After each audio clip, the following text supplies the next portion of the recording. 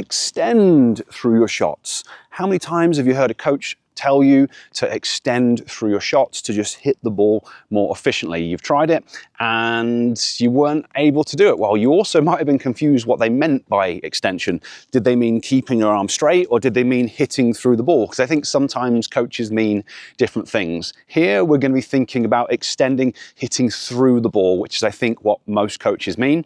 So we're going to be talking about why you haven't been able to hit through the ball. What does it actually mean, and what can you work on to address the underlying problem, so that then you can hit the ball more efficiently, which is kind of what you're really after in the first place. So hopefully you find the video helpful. If you do, give me a thumbs up, and it always helps me out if you could subscribe to my channel. So when a coach is telling you to extend through your shots, they're trying to fix one of two problems. It's either a problem with your timing or with your spacing. So in terms of extension, they're trying to get you to hit through the ball. They want you to use your biomechanics efficiently, use your kinetic chain properly. So I drive through my hip, then my torso, then my arm and racket is going to come through, and that is for whatever shot we're doing. So we want to do that. We then want to meet the ball out in front, and we want the angle of the strings to be kind of making contact with the ball, and we want to hit through, keeping the angle of the strings in the direction that we want them for basically as long as possible, but it's not going to be very long. But that's what we're trying to do, because that then controls and guides the ball and places it where we want to place it. So that's what the coach is trying to get you to do when they give you the coaching cue of extension. But it really means that there's an issue with your timing, because we want to drive through the hips and the torso and meet the ball out there somewhere. If the ball is too far back, then we can't hit through the ball. We have to kind of arm it, and we have to hit across it to make it work. So sometimes it's about fixing the timing component, and then the other time it's about fixing the spacing. A lot of people just get too close to the ball. And when you're too close to the ball, again, I can't hit through the contact. I have to kind of pull across it, and I have to arm it. So they're the two things that you have to solve. And, unfortunately, that's easier said than done. So we're going to kind of go through things in order and talk about what you can do to address them. The first thing is we need to try and prepare and make sure that we're set up in the right position. You kind of got to get the spacing component first before you get the timing component. So we need to make sure that we're set up in the right position. And generally, that means you have to be good at reading the flight of the ball, so that then you can move and set up in the right position. Unfortunately, most players struggle to read the flight of the ball, in large part because their visual systems don't work well enough, because people spend so much time looking at screens and phones. It does the opposite of train the visual system to play tennis. So people's systems just can't do it. So you might need to work on your visual system, and to help you with that, I've actually created a free program to show you how to start the process. So I'll place a link to it down in the description, or you can go to tennishacker.net/vision to get hold of this free Tennis Vision starter program. So you want to start working on that, because then hopefully you can start to read the flight of the ball more effectively. You can judge where it's going, so you can react more quickly, and then you can start to set up further away from the ball. So you've got to have the visual system working. You also need to work on the footwork patterns. A lot of people, they can't move their feet well enough in response to what the ball's doing, and that prevents them from setting up in the right position.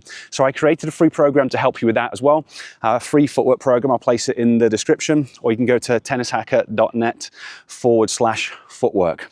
So we've got reading the ball, we've got setting up in the right position, and then we've got focus on it on court in terms of your practice. As the ball's coming towards you, kind of thinking about setting up further away from the ball. There's a lot of different things that you have to do to hit your shots well, so it's easy to get distracted by stuff that doesn't matter. But if you're not prepared and set up in the right position and time, you have to address that first. All the best players are the best movers with the best footwork, so you have to get set up in position.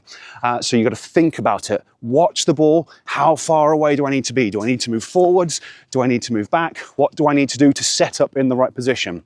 So that's kind of how you fix the spacing side of things, those three things together.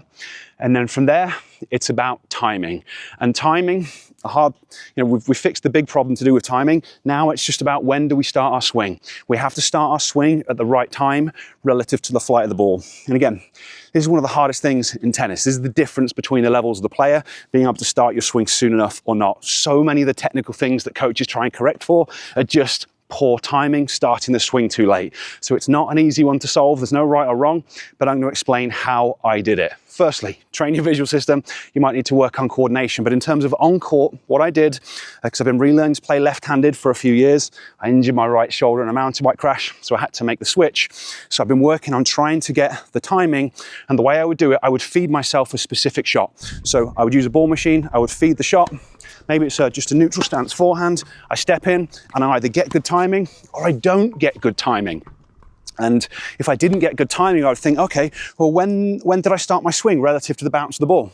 And I would make the adjustment. I would start it just a little bit sooner. So if I was waiting until after the ball had bounced, I would then go, right, I'm going to try starting my swing as the ball bounces. And that would either fix the problem or it wouldn't. And I would just make adjustments until I got it. And then I would work on that over and over again. And once I was comfortable with the timing on that ball, I would then feed myself a different ball. So maybe it's a slightly higher bouncing ball. I'm going to jump up, and it's going to be a kickback. So a very common pattern that we're going to use on aggressive forehands. Different flight of the ball, got to read things in a different way. So I would try it. Was I early? Was I late? And then I would make the adjustment from there. And I just did that lots over a period of time. And eventually that taught my brain to understand, okay, when the ball is moving like this, that means that you start your swing at this point. So that was the process that I went through to fix my timing. A lot of people are going to say, oh, you don't need to do that, just do it. Well, if you can just do it, if you've just got good timing, go for it. Keep doing it. But if you don't have good timing and you're struggling with all these different things, I highly encourage you to give what I've just tried a go. It's going to take a lot of repetitions. Me, someone who grew up playing tennis right-handed, it took me like, 2.5, 3 years to get good with the timing. So that's a decent length of time. So just don't expect instant fixes. It's a process that you have to work through.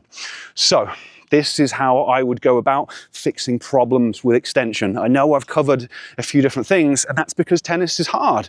You have to do lots of things well in order to hit good quality shots.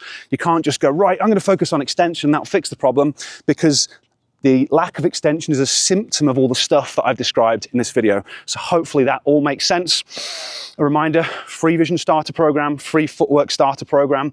I make them, they're free. I think they're really good resources that are going to help you. Download them and don't just leave them sitting there. Start working on them and it will make a big difference. Then get out there, do some focused practice. And if you have any questions, leave them down below and I try and reply as quickly as possible.